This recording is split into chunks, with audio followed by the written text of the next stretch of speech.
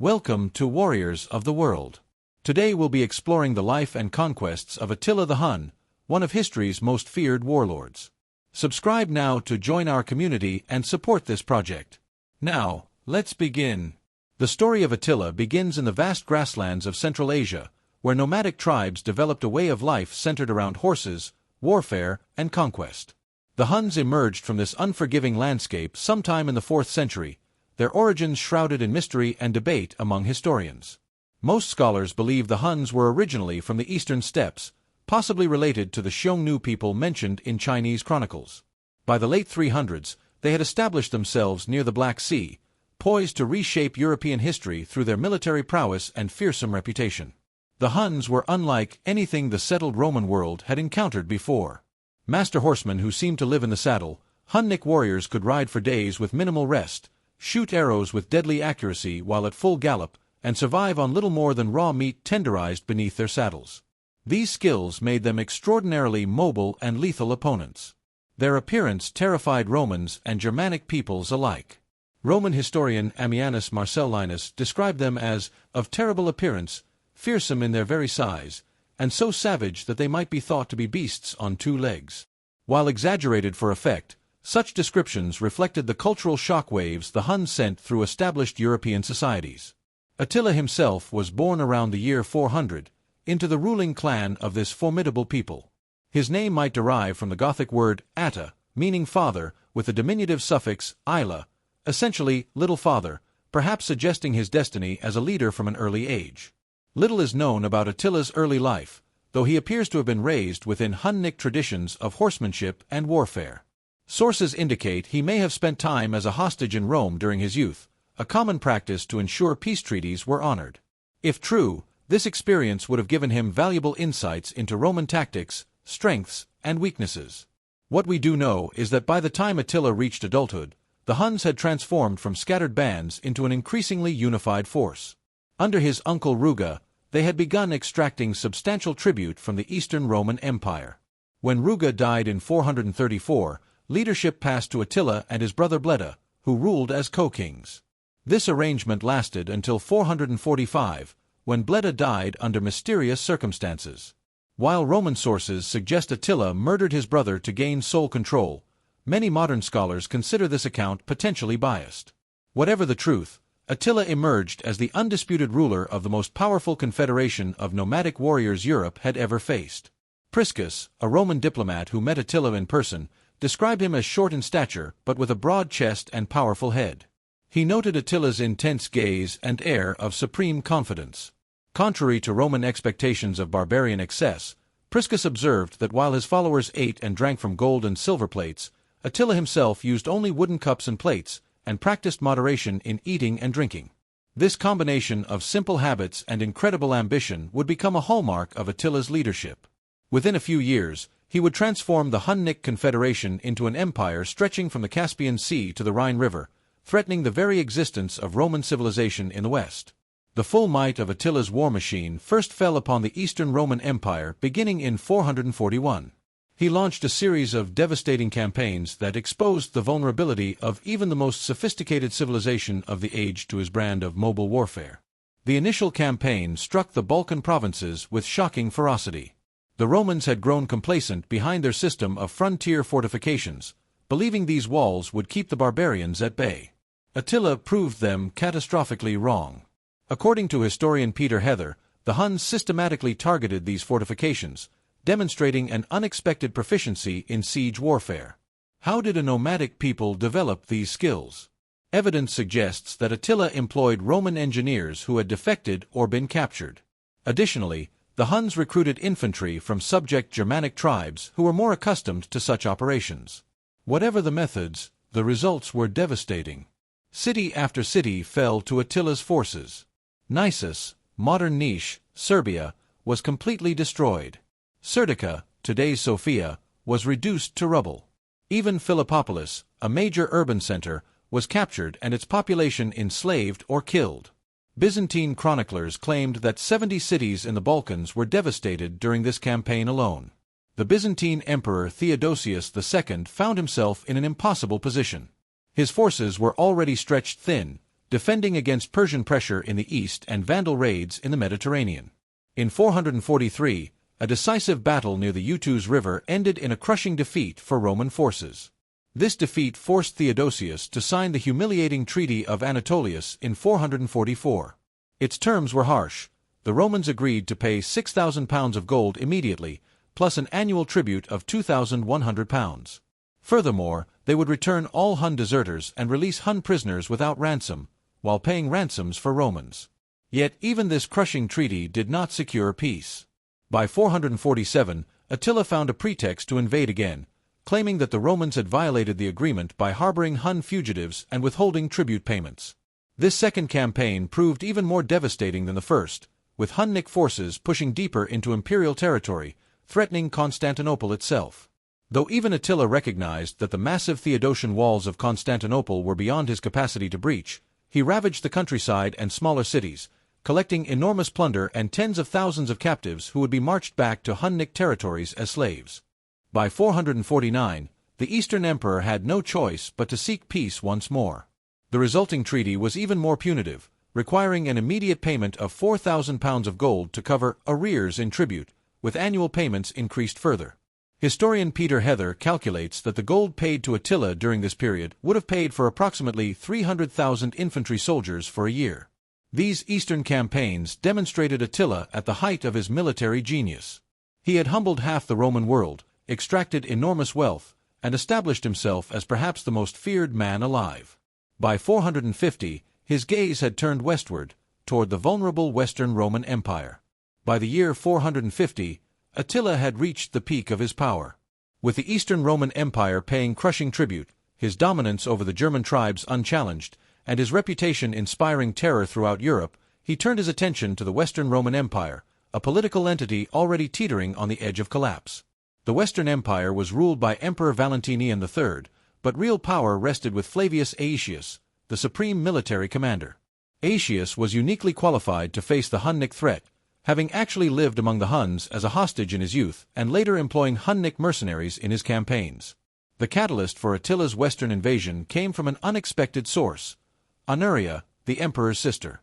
According to historical accounts, Honoria had been forced into an unwanted engagement.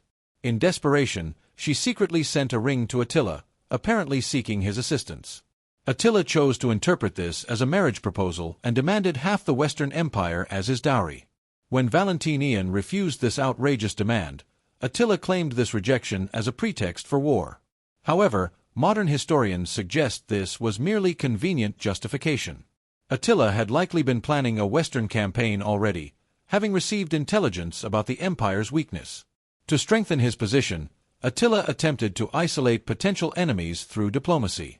He sent envoys to the Vandals while simultaneously approaching the Roman emperor, positioning himself as an ally against the Visigoths. This attempt to divide his enemies before attacking showed the Hun leaders' sophisticated understanding of international politics. Aetius saw through this strategy and made his own diplomatic masterpiece. Despite years of conflict with the Visigoths, he convinced their king, Theodoric I, that Attila represented an existential threat to both Romans and Goths. In early 451, Attila's massive army crossed the Rhine River, entering Gaul with a force estimated at between 50,000 and 100,000 warriors. The invasion was marked by unprecedented destruction. Cities including Metz, Reims, Mainz, Strasbourg, and Cologne were sacked. Archaeological evidence from this period shows layers of ash and burned debris in many Gallic settlements, silent testimony to the ferocity of the Hunnic assault. By June, Attila's forces had reached Orleans, a strategic city on the Loire River. The combined Roman-Visigothic relief force finally intercepted Attila's army at the Catalaunian Plains, near modern Chalons and Champagne. What followed was one of the most significant battles in European history, sometimes called the Battle of Nations, because of the diverse peoples involved. The battle began with a struggle for high ground, which the Romans and their allies secured. The fighting was extraordinarily bloody even by ancient standards. The elderly Visigothic king Theodoric was killed, but his forces broke the left wing of Attila's army. For the first time, Attila faced defeat. Military historians believe the key factor was terrain. The relatively flat plains allowed Aetius to maximize the advantage of his heavy infantry and Visigothic cavalry, neutralizing the Huns' traditional mobility advantage. By nightfall, Attila had withdrawn into his wagon circle, a defensive formation the Huns used when not on horseback. Expecting the battle to resume the next day, Attila reportedly made preparations for suicide rather than capture. He ordered a massive pyre built from saddles, planning to throw himself into the flames if his defenses were breached. This detail suggests how seriously Attila took this setback to his previously undefeated reputation. Surprisingly, Aetius did not press his advantage the next day. Some historians suggest he deliberately allowed Attila to withdraw, fearing that completely destroying the Hun force would make his Visigothic allies too powerful. Others believe the allies simply suffered too many casualties to risk another engagement. Whatever the reason, Attila was able to retreat across the Rhine with most of his forces intact. Though often described as a decisive Roman victory, the Battle of the Catalaunian Plains might better be understood as a strategic check on Attila's ambitions in Gaul. He had been bloodied but not broken. Within months, he would recover his confidence and set his sights on an even greater prize, Rome itself. The defeat in Gaul did little to diminish Attila's ambitions. By spring of 452, he had rebuilt his forces and launched a new campaign targeting the heart of the Western Roman Empire, Italy. This decision represented both opportunity and risk. Italy was weakly defended, but the challenging terrain was less suitable for Hunnic cavalry than the open steppes. Attila's army crossed the Alps in early 452, entering northeastern Italy with overwhelming force. The prosperous city of Aquileia, which had withstood numerous previous barbarian attacks, was the first major target. After a difficult siege lasting 3 months, the Huns captured and completely destroyed this important Roman center. The fall of Aquileia sent shockwaves through northern Italy. One by one, the wealthy cities of the Veneto and Lombardy fell: Padua, Verona, Brescia, Bergamo. Milan, the western imperial capital until 50 years earlier, surrendered without resistance. A famous story from Attila's occupation of Milan illustrates how he saw himself in relation to the Roman world. Entering the imperial palace, he observed a painting showing Roman emperors with Scythian chieftains prostrate at their feet. Attila ordered the painting modified, reversing the positions to show Scythians on thrones and Roman emperors pouring out bags of gold before them, a vivid representation of how dramatically the power dynamic had shifted. As Attila pushed southward through the summer of 452, Rome itself lay virtually defenseless. Emperor Valentinian had fled from Ravenna to Rome, but neither city had adequate forces to withstand a determined Hunnic assault. Plague and famine, which had spread throughout Italy, affected the Hunnic army as well, but Attila pressed on. In this moment of extreme crisis, Pope Leo I took extraordinary action. In the absence of effective imperial leadership, the Pope led a delegation to meet Attila near the Mincio River in northern Italy. Traditional accounts suggest that the Pope's eloquence and spiritual authority convinced Attila to spare Rome. Supposedly, Attila saw visions of Saints Peter and Paul standing behind Leo, threatening divine retribution if he attacked the holy city. Modern historians offer more prosaic explanations. Peter Heather points to a combination of factors that likely influenced Attila's decision to withdraw. His army was suffering from disease. The hot Italian summer made campaigning difficult for steppe warriors. Emperor Marcian of the Eastern Empire was threatening Hunnic lands across the Danube, and Italy had already been stripped of much portable wealth by the Visigothic sack of Rome in 410. Whatever the true reasons, Attila's withdrawal from Italy marked his last major campaign. His forces retreated north across the Alps in the autumn of 452, returning to their base on the Hungarian plain. Despite not capturing Rome itself, the Italian campaign had yielded enormous plunder and thousands of captives, while further weakening the crumbling Western Empire. In the early months of 453, Attila celebrated his marriage to a young Germanic woman named Ildiko. According to historical accounts, the night of the wedding featured extensive festivities with heavy drinking. The following morning, attendants became concerned when the usually early-rising Attila remained in his chambers past dawn. When they finally entered, they found him dead, with Ildiko weeping beside the bed. The exact cause of Attila's death remains contested. Contemporary sources reported that he suffered a nosebleed while lying intoxicated on his back, and choked on his own blood. Modern medical historians suggest this could indicate he burst an esophageal varix from excessive drinking, a condition that can cause massive internal bleeding. Rumors inevitably swirled that Ildiko had assassinated him, perhaps as an agent of the Romans. However, most scholars discount this theory, noting that she was allowed to live, which would be unlikely had foul play been suspected by Attila's loyalists. The funeral ceremonies for Attila displayed the unique cultural blend of steppe traditions and acquired imperial grandeur that characterized his reign. His body was displayed under a silk tent in the open steppe. Selected Hunnic horsemen rode around it, performing circular riding displays. His warriors cut their hair and slashed their cheeks with knives to ensure that the greatest of all warriors should be mourned with no feminine lamentations and with no tears, but with the blood of men. After these ceremonies, Attila was reportedly buried in a triple coffin of gold, silver, and iron, along with captured treasures. To maintain the secrecy of his burial place, the servants who dug the grave were killed. Though many archaeological expeditions have sought Attila's tomb in the Hungarian plains, it remains undiscovered to this day. The death of Attila proved catastrophic for the Hunnic Empire he had built. Without his charismatic leadership and strategic brilliance, internal tensions quickly surfaced. His sons Elik, Dengizik, and Ernak quarreled over succession, ultimately dividing the empire into competing factions. The subject peoples, particularly the Gepids and Ostrogoths, seized this opportunity to rebel. At the pivotal Battle of Nidao in 454, a coalition of Germanic tribes led by the Gepid king Arderic defeated and killed Elik, Attila's eldest son and chosen successor. This battle effectively ended Hunnic dominance in Europe. Within a decade, the Huns had retreated eastward into the steppes, never again to threaten Western Europe. The impact of Attila's brief but extraordinary career extended far beyond his lifetime. In the immediate term, the Hunnic invasions accelerated the collapse of the Western Roman Empire, which finally fell in 476, just 23 years after Attila's death. The power vacuum in Central Europe allowed Germanic peoples to establish new kingdoms that would eventually evolve into the nations of medieval Europe. Population movements triggered by the Hunnic invasions transformed Europe's demographic landscape. Historian Peter Heather identifies the push factor of Hunnic expansion as crucial in driving Germanic tribes westward. Many communities that had remained relatively stable for centuries were displaced, creating a domino effect of migrations that reshaped European settlement patterns for generations. In cultural memory, Attila left an ambiguous legacy. In Western Christian tradition, he was predominantly remembered as the Scourge of God, a divine punishment for sin, as articulated by medieval chroniclers. Artworks and literature from medieval times often portrayed him as the embodiment of barbaric cruelty. Conversely, in Hungarian and Turkic traditions, Attila was often revered as a heroic founder figure. The medieval Hungarian Arpad dynasty claimed descent from him, considering his conquests as establishing their historical right to the Pannonian Basin.